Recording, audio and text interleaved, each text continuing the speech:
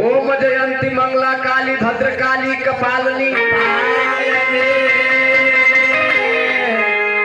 ओम जयंती मंगला काली भद्रकाली कपालिनी दुर्गे क्षमा शिवा धात्री स्वाहा सुधा।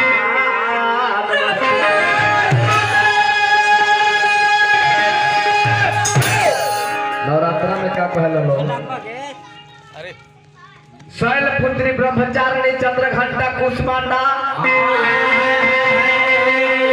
कत्यायनी महागौरी काल रात्रि कंठमात सिद्धदात्री दात्री नव दुर्गा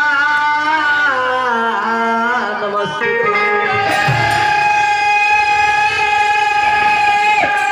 आई माता रानी के दरबार में हाजिरी लगावे का मौका मिला हमारे भैया के सौजन्य से। तो कहे के भाव आ गए का देख भाई देखिए कलकत्ता वाले भैया के तरफ से सत्येंद्र बाबू। हाँ अच्छा दोस्त क्वार्टर मालिक बहुत दूर रुपया का पुरस्कार धरती के जय कारवा मालिक। वाह वाह तो कहे के भाव का हम कहले की माई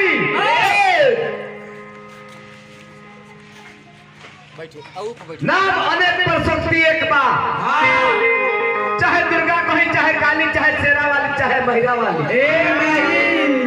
एगो महतारी के 10 गो बेटा होले कोई आंधर होला कोई लागल होला कोई कोढ़ी होला कोई काबर होला कोई पागल होला कोई पियाक होला कोई बदमाश होला कोई संत होला तो कोई लांठ होला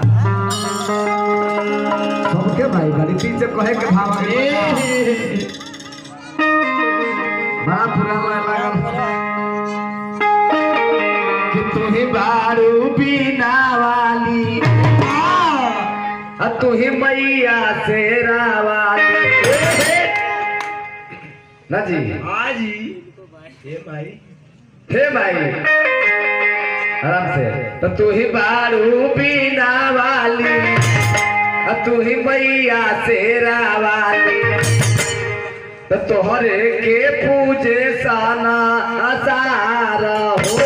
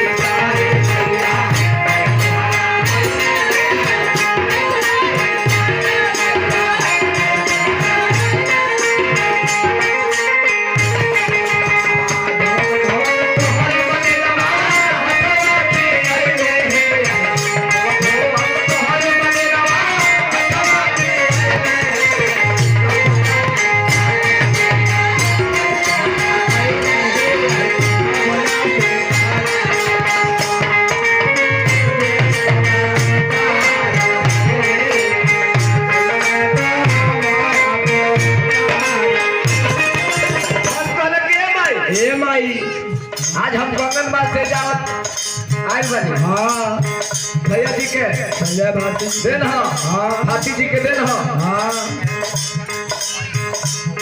नेहरू कलकत्ता जी के तरफ से माई के चरणों में 100 रुपया बार बार हाथी के अभिनंदन बा भैल का जब हमने के हुआ से चल ली जा। हाँ हाथी जी तो का भाई रास्ता में घटना घटो वो घटना में हम रहनी गावरे शिष्य वाले मुकेश बाबू रहले सिद्धू बाबू रहले ई कह जे पे जाने फाटल बा गोट टूटे से बात नहीं भाई के ठीक है ए माई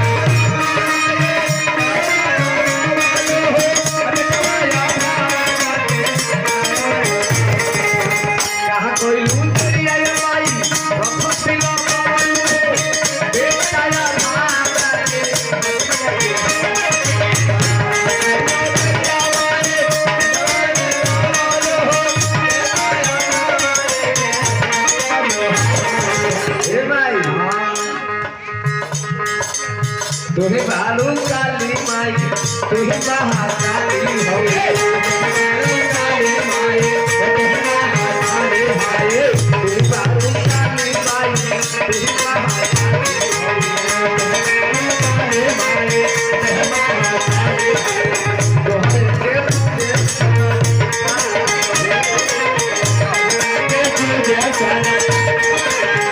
तोहरे के पूजे संसार हो तोहरे के पूजे संसार हो तोहरे के पूजे संसार हो तोहरे के पूजे संसार। अब तो ये वो फास्ट में ना बजाओ राजधानी चलिए फास्ट में बजाओ भोजपुरी है हाँ